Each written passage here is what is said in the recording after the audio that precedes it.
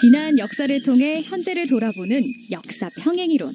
날카로운 역사인식으로 우리 사회를 분석하는 기자. 한국일보 김광원 기자 연결합니다. 안녕하세요, 기자님. 예, 안녕하십니까. 네, 반갑습니다. 이제 정말 여름이에요. 오늘은 어떤 이야기 해볼까요?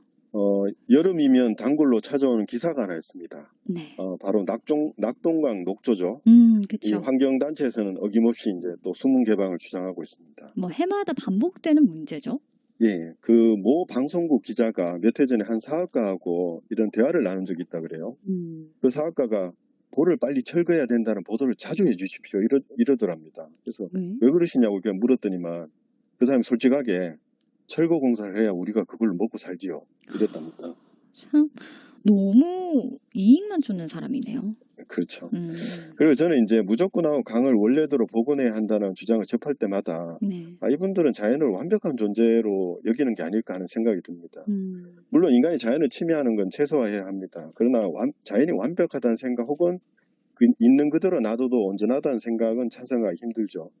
넓게 보면 인류의 역사는 어떻게 보면 자연을 극복한 역사죠. 그렇죠.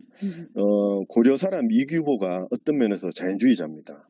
한 번은 하인들이 온실을 만드니까 이걸 갖다 부셔버렸어요. 그래서 이제 이규보는 자연을 거스르는 거는 겨울에 따뜻한 옷을 입는 정도에서 그쳐야 한다 하면서 이렇게 가르칩니다. 여름에 덥고 겨울에 추운 건 사계절의 정상적인 이치다. 흙으로 온실을 만들어 추운 걸 따뜻하게 바꿔놓는다면 이는 하늘의 법칙을 어기는 일이다.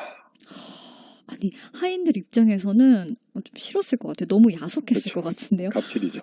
바깥에서 일하는 사람들 특히 더 추위에 민감했을 텐데 그렇죠. 너무하시네. 예. 그 물을 퍼올리는 기구가 수차죠, 예전에. 이 수차를 봐도 이규보의 그림자가 어른거립니다. 우선 이제 백성들의 살림살이를 걱정했던 왕들은 자연을 개발하는데 좀 다소 적극적이었습니다. 세종 임금은 1434년에 수차 전담 관원을 선발했고요. 이후에 봐도 이제 광해군, 숙종, 영조, 정조임금도 나름대로 수차를 만들려고 노력을 했습니다. 임금님들이 그토록 수차에 관심을 가졌는데 왜 성공하지 못했는지 궁금하네요. 이 장마철에만 비가 집중적으로 쏟아지잖아요. 그게 가장 큰 문제점이고 그 외에 두 가지 요소가 더 있었습니다. 그런데 이게 잘 들어보면 어디서 많이 들어본 듯한 말들입니다. 첫째는 비용 문제였습니다.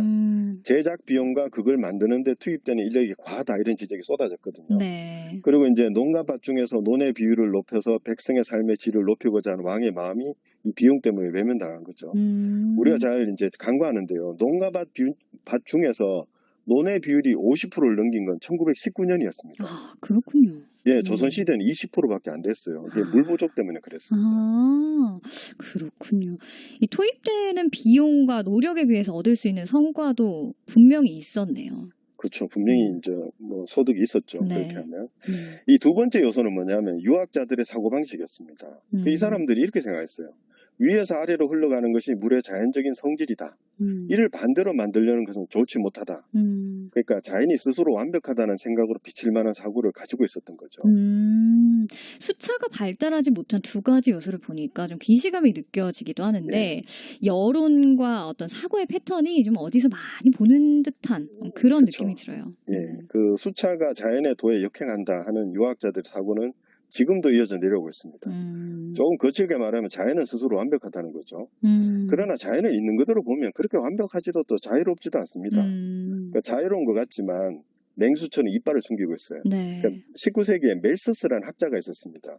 이 사람이 살았던 시대는 인구가 증가하는 속도를 식량 생산량이 따라가지 못했거든요. 그래서 이 사람이 자연도태설을 주장합니다. 그러니까 자연이 기하를 통해 인구를 조절한다는 이론인데 인간의 의지를 개입시키지 않고 있는 그대로 보면 사람을 굶겨 죽이는 것이 자연의 의지로 보인다는 거죠. 그러네요. 그렇게 볼 수 있겠네요. 그 시대에는 이 이론이 통했잖아요. 그게 줄이었죠. 땅이 내는 소출을 갑자기 늘릴 수는 없었겠죠. 다들 이 사람의 생각에 동의하기 싫었겠지만 자연이 잔인한 것도 부정할 수는 없었을 것 같아요. 그 멜서스의 사고를 좀 과격하게 표현하면 어머니 대자연이 당신 친구를 굶겨 죽이면 그냥 죽도록 내버려 두세요. 그게 자연의 순리입니다. 이 정도가 되거든요. 근데 이 잔인한 자연을 굴복시킨 것은 농업혁명이었습니다. 이 프리츠 하브라는 과학자가 질소 비료를 개발했죠. 근데 이 사람은 1차 세계대전 때 독가스를 만들어서 살포한 사람이거든요. 네. 그리고 이제 질소 비료도 실수로 만들었습니다. 그러니까 이 비료가 어쨌든 수백만의 목숨을 구했습니다. 그러니까 이걸 보면 적어도 19세기 말에서 20세기 초 유럽인들에게는 자애로운 어머니 대자인이 네. 최악의 인간보다 더 잔인하다. 이런 말도 가능했을 것 같습니다. 이규보가 이 이야기를 들었다면 온씨를 부순 걸 좀 미안하게 생각하지 않았을까 이런 생각도 그렇죠. 들어요. 상당히 미안했겠죠. 그러니까 우리가 이제 낙동강 보호 이야기를 하고 있는데 네. 가뭄 지금은 약간 해소됐잖아요. 네. 가뭄이 한창일 시기에도 당장 수문을 개방해야 된다 이런 이야기가 흘러나왔거든요. 네네. 그렇죠. 가뭄 때는 물이 절대적으로 부족하잖아요. 예. 근데 이게 또 녹조의 독성도 문제가 되고요. 그렇죠. 그런데 이제 좀 역사를 보면 이중환의 택리지에 이런 구절이 있습니다.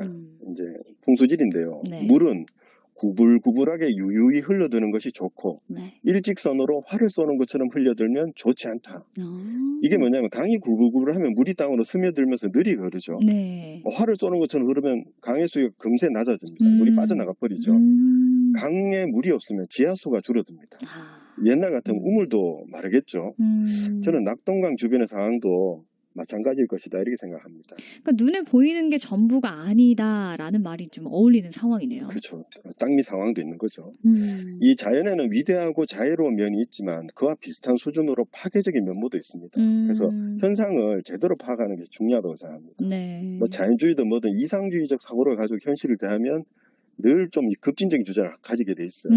그래서 강과 물에 대해서도 마찬가지다 이렇게 생각합니다. 수차를 개발할 때도 사람들의 자연관이 영향을 많이 미쳤는데 지금의 물 문제도 마찬가지네요. 그렇죠. 생각할수록 좀 역사는 과거에서 현재로 흘러드는 어떤 도도한 강과 같다라는 생각이 듭니다. 네. 오늘 이야기와 어울리는 노래 어떤 곡이 있을까요? 좀 어울리는 것 같지는 않은데요. 그래도 어쨌든 강산에 네. 거꾸로 강을 거슬러 오르는 저 힘찬 연어들처럼 신청하고 싶습니다. 네. 그 연어는 물의 흐름에 역행하잖아요. 네. 그래서 자연의 요소들도 서로 투쟁합니다. 그래서 인간도 때로 그러해야 한다는 교훈이 아닐까 그런 생각으로 신청했습니다.